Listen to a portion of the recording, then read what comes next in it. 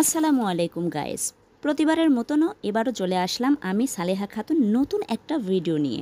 তো আজকের ভিডিও হচ্ছে তালের বড়া। তালের বড়া কি আপনারা সবাই চেনেন নাকি এটাকে অন্য কোনো নাম বলেন জানি না। প্রথমে আমি লিকুইড তাল নিয়ে নিলাম, কিন্তু কোথা থেকে নিলাম? আসলে হয়েছে কি, এটা আমি এর আগেও বলেছি, আমার আম্মু অনেকগুলো তাল একসঙ্গে কেনে এবং কেনার পরে ওগুলো চেলে ছেঁকে ফ্রিজে ডিপ করে রেখে দেয়।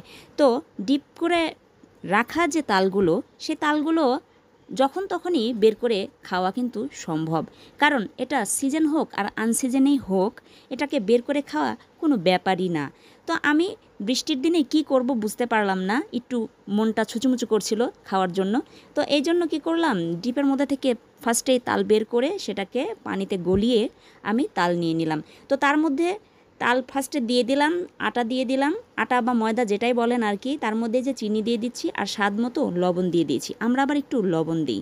আর আজকে আমি পানের বদলে দুধ দিয়ে দিচ্ছি, কারণ দুধ দিলে আর একটু স্বাদ আসবে বইকি। তো যাই হোক আর কি, সব মিলিয়ে এই যে সুন্দর করে মিশিয়ে কুশিয়ে নিয়ে নিচ্ছি। এর আগেও আমি তালের বড়া বানিয়েছি, আপনারা আসলে এটাকে কি বলেন আমার জানা নাই, আমরা বড়াই বলি।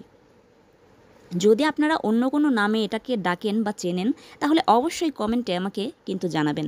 আর আপনাদের উপরে আমি খুব কষ্ট পেয়েছি কিন্তু, কারণ আমার কিন্তু অনেকগুলোই সাবস্ক্রাইবার বন্ধুরা হয়েছেন, যারা যারা নতুন বন্ধু হয়েছেন এবং পুরাতন বন্ধুই হয়েছেন, তো সবাই কিন্তু আমার ভিডিওটা দেখেন। দেখার পরেও আমি দেখি কি কেউ আমাকে কমেন্ট করে না। কমেন্ট করতে কি কষ্ট হয় আপনাদের বলেন তো?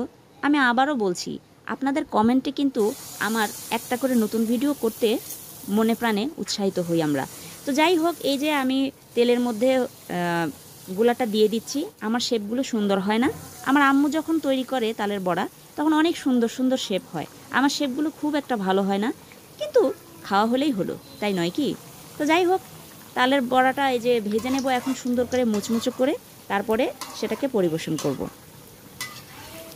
আবারও বলে দিচ্ছি বন্ধুরা, আমার নতুন ভিডিওটা পরিপূর্ণভাবে আপনারা দেখবেন, একটুও না টেনে, কারণ আজকের ভিডিওটা আমার একদম ছোট হতে চলেছে, একদম ছোট। ভিডিওটা বেশি আমি লং করিনি, কারণ এই বৃষ্টির মধ্যে মানে কোনো কাজ করার মতো মন মানসিকতা আসলে কারোরই হয় না, কারণ বৃষ্টির মধ্যে বাইরে যাওয়া আবার বাড়ির মধ্যে কাজ করা একটা খিটখিটানি পরিবেশ আর কি। তো তার মধ্যে কি করব বুঝতে পারলাম না, তার জন্য আজকে তালের বড়াগুলো রেডি করে ফেললাম।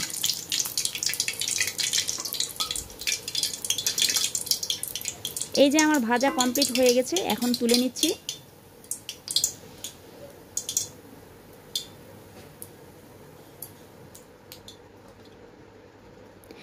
তালের বড়াটা পরিবেশন করার জন্য অন্য কিছু সসের প্রয়োজন হয় না, তার কারণ হচ্ছে এটা এমনিতেই মিষ্টি। তো বন্ধুরা, আমার ভিডিওটা আজকে কেমন হয়েছে আর কেমন লাগলো দেখে অবশ্যই আমাকে কমেন্টে কিন্তু জানাবেন। আজকে এই পর্যন্তই, ভালো থাকবেন, আল্লাহ হাফেজ।